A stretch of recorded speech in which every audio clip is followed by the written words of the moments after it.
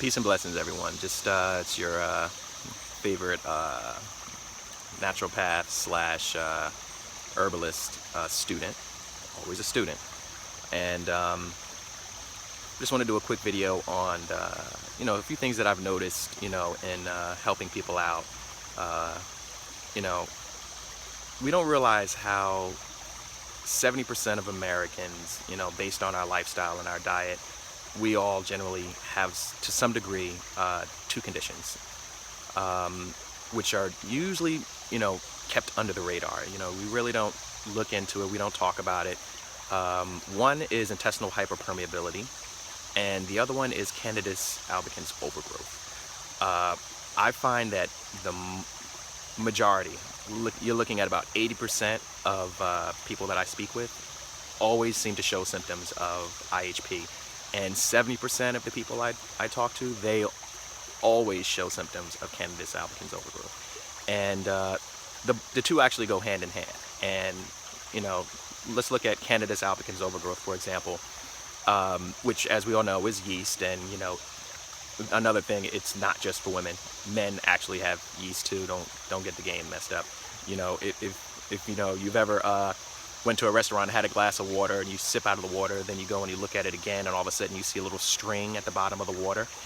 That string, and you think it's hair. That's not hair. That's Candidus yeast binding inside the water, trying to survive so that it could suspend themselves. And that came out of the mouth. So, Candidus does something called bacterial translocation, where once it has an exit, which is generally caused by intestinal hyperpermeability, it can, and being stimulated to grow, it can actually move to different areas of the body where it sets up shop. It's almost like small little guerrilla military insurgents where they go into these different locations, and where they go is places like your joints, your knees, your elbows. They really like to go to the brain because they actually stimulate the brain to make you want to eat certain foods. So when you think it's you that's actually wanting or craving these particular foods like breads, cheeses, pastas, starches, sugars, sweets, candies, all those things, it's not always you. There's a possibility that these small little yeasts are telling your brain that you will have a dopamine release if you eat this food, because this is what they want to eat, not necessarily what you want to eat, because these things aren't really healthy for your body, but they're healthy for them. So, you want to really, look at what, are the causes of this Candidus albicans overgrowth. So again, IHP is one of the pre-existing conditions that generally helps to make it become very prolific. Overuse of antibiotics, you gotta, again, let's look at the word anti, meaning biotic, life, anti-life. So it's setting up the necessary petri dish for Candidus albicans overgrowth to occur. And of course, taking in too many of these starchy foods and sweets. Not taking in enough fruits and vegetables, specifically chlorophyll-rich vegetables, and I don't mean lettuce, because lettuce has very little chlorophyll in it.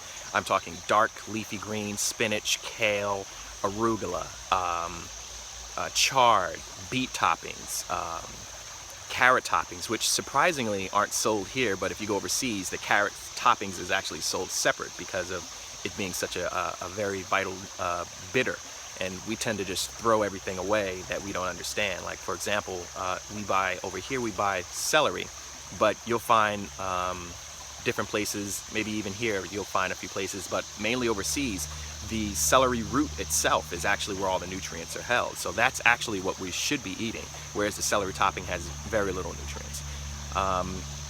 So anyway, just be mindful of, if you see yourself eating sugars to the point where you feel like you have to have it all the time, if you can't get through a day where you have to have starches or breads and pastas to make yourself feel full, or to get that satisfaction slash dopamine release, you might want to take in consideration that you may have a Candidus albicans overgrowth, because the symptoms range, as I posted, is insane.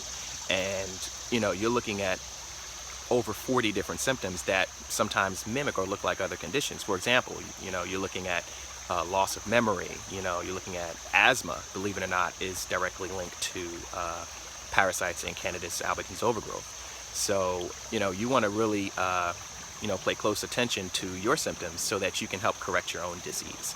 And, there's always herbalists and naturopaths that, you can always find to talk to.